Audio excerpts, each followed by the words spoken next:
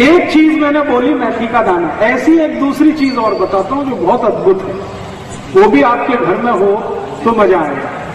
वो कई बीमारियों को दूर करने की उसमें भी शक्ति है, और वो है पान में लगाया हुआ चूना। चूना खाइए, हाँ चूना लगाइए मत, चूना खाइए। और मेरा सबको कहना है तंबाकू मत खाइए, चूना खाइए। हाँ चूना बहुत ही अद्भुत है, जैसे मेथी का दाना अद्भुत है ऐसे ही चूना बहुत अद्भुत है। चूने की ताकत भी यही है जो मेथी के दाने की है। वात से जुड़ा हुआ कोई भी रोग शरीर का बंद करने का, खत्म करने का, समाप्त करने का ताकत चूने में भी है। गुर्गे दुखते हैं, कमर दुखती है, कंधा दुखता है, मणके का त्रास हो गया है, हड्डी में गैप पड़ गया है, ये सभी औषधि के रूप में चूना चलता है। चूना खाइए। अब कैसे खाना, कैसे खाना, कितना खाना? चूना बाजार में मिलता है, आप सब जानते हैं। पान की दुकान में मिलता है, आप सब जानते हैं। वो चूना ले आइए। उस चूने को थोड़ा सा मात्रा में 1 ग्राम चूना और 100 ग्राम दही, 1 ग्राम चूना 100 ग्राम दही दोनों मिलाइए और दही को खा जाइए। और दही नहीं है तो ताक, 100 ग्राम ताक, 1 ग्राम चूना दोनों मिलाइए और पी लीजिए। ताक भी नहीं है तो कोई भी जूस, ऊस का रस, संतरे का रस, मौसम्मी का रस, द्राक्ष का रस, टमाटर का रस, कुछ भी रस में चूना मिलाइए और पी जाइए। 1 ग्राम रोज 1 ग्राम रोज का काफी होता है। गिनके 1 ग्राम कितना होता है मालूम? बिल्कुल थोड़ा सा, 1 जो चम्मच होती है ना, 1 चम्मच भर के टी स्पून, उसमें लगभग 15 ग्राम चूना आता है। अब उसके 15 हिस्से कर दीजिए तो 1 ग्राम रहेगा। तो 1 ग्राम चूना 100 ग्राम दही, 1 ग्राम चूना 100 ग्राम ताक, 1 ग्राम चूना 100 ग्राम कोई भी फल का रस, और कुछ भी नहीं मिले तो पानी में चूना मिलाइए, पानी पी जाइए। तो अब क्या क्या ठीक कर देगा? गुर्दे का त्रास जिनको भी है, गंभीर से गंभीर गुर्दे का त्रास है, चूना बिल्कुल ठीक कर देगा। कमर दुखती है, चूना ठीक कर देगा। कंधा दुखता है, चूना ठीक कर देगा। मनके का त्रास है, चूने से ठीक हो जाएगा। मनके के अंदर गैप आ गया, जो दुनिया की कोई दवा ठीक नहीं कर सकती, उस गैप को चूना उस गैप को भर देता है। दांत कमजोर हो गए हैं, चूने से मजबूत हो जाते हैं। दांत हिल रहे हैं, वापस जम जाएंगे। मुंह में बदबू आती है, चूना खाएंगे कभी नहीं आएगी। रात को नींद अच्छी नहीं आती, चूने से बहुत अच्छी नींद आएगी। पेट में भूख नहीं लगती, चूना खाओ बहुत अच्छी भूख लगेगी। और जिन बच्चों को ऊंचाई नहीं बढ़ती, उनको चूना खिलाओ, ऊंचाई बढ़ेगी। जो भी बच्चे आपको ऐसा लगता है कि इनकी ऊंचाई नहीं बढ़ रही है, बढ़नी चाहिए, उनकी आयु भी ऊंची है, बाबा भी ऊंचे हैं, लेकिन बच्चे छोटे हैं, उनको जरूर चूना खिलाएं। कैसे खिलाएं? तरीका मैंने बता दिया, दही में मिला के, ताक में मिला के, जूस में मिला। कितने दिन? जिनकी ऊंच बढ़ानी है उनको लगभग 1 साल चूना खाना पड़े। हाँ रोज 1 ग्राम 1 साल तक, सुबह खाली पेट। और एक गंभीर बीमारी है जो बच्चों को अक्सर होती है। आपने देखा है कई बच्चे ऐसे होते हैं जिनको मतिमंद है, देखा है ना, मतिमंद बच्चे। मतिमंद बच्चों की सबसे अच्छी औषधि है यही चूना। जिन बच्चों को मतिमंदता है उनको चूना खिलाइए, दही में डाल के, ताक में मिला के, 1 बरस सतत खिला दीजिए, 1 साल, मतिमंदता बिल्कुल दूर हो जाए। और एक बीमारी जिसका नाम है जॉन्डिस, काविड, पीलिया, हेपेटाइटिस, ये चारों एक ही बीमारी के नाम है। जिनको भी जॉन्डिस है, पीलिया है, काविड है, हेपेटाइटिस है, उनको भी चूना खिलाइए, लेकिन ऊस के रस में। उनको दही में मत खिलाना कभी भी। जिनको काविड है, पीलिया है, जॉन्डिस है, हेपेटाइटिस है, उनको चूना कभी भी दही में नहीं खिलाना, ताक में नहीं खिलाना। उनको ऊस के रस में चूना मिला के ऊस का रस पिलाना, तो 10 दिन में ही काविड ठीक होता है। प्रमाण वही, 1 ग्राम चूना, 1 गिलास ऊस का रस। और सबसे दुनिया की खराब बीमारी जिसको कोई डॉक्टर ठीक नहीं पढ़ पाता, उस बीमारी का नाम है लीवर सिरोसिस, लीवर का खराब हो जाना, इतना खराब हो जाना कि खत्म होने की स्थिति में आए, उस बीमारी को भी ठीक करने की ताकत इस चूने में है। चूना खिलाइए उनको। वही तरीका मैंने बता दिया, उसके रस में। हाँ, जिनको भी लीवर का त्रास है, लीवर का त्रास जॉन्डिस में होता है, काबिल में होता है, पीलिया में होता है, सिरोसिस में होता है, इन सबको चूना खिलाना है उसके रस में।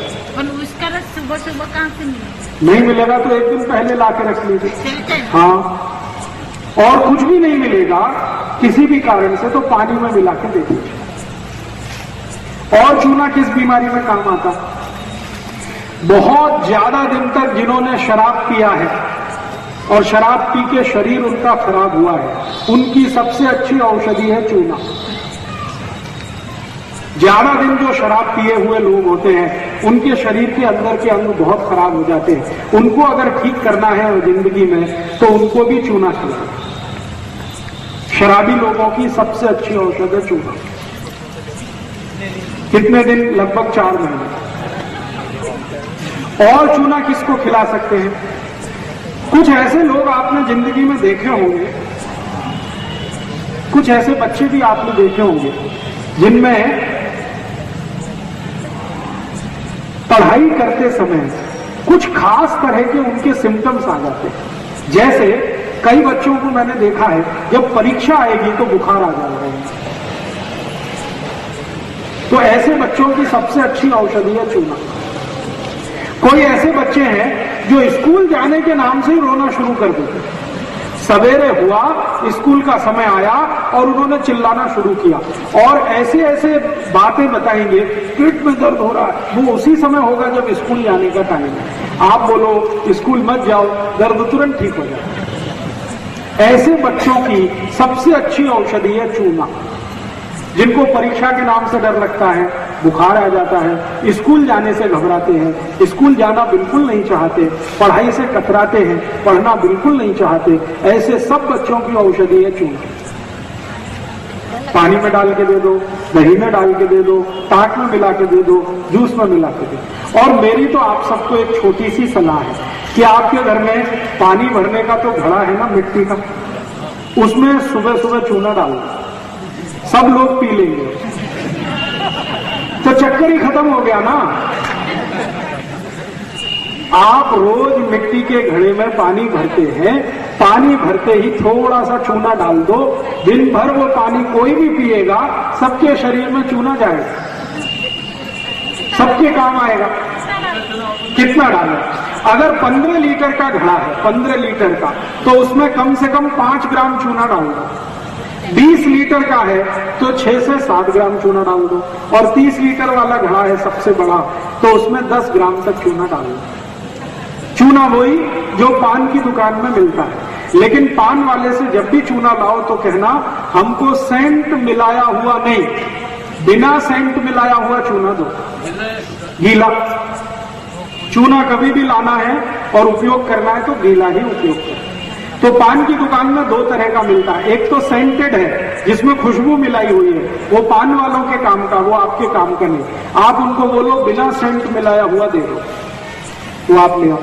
और अगर पान की दुकान में ना मिले तो बाजार से सीधे चूने का पत्थर खरीद लाओ, पानी में डाल के 2-4 दिन उसको छोड़ दो, 2-4 दिन में पानी ऊपर आ जाएगा, चूना नीचे बैठ जाएगा। इस पानी को हटा दो, चूने को उपयोग करना शुरू कर दो।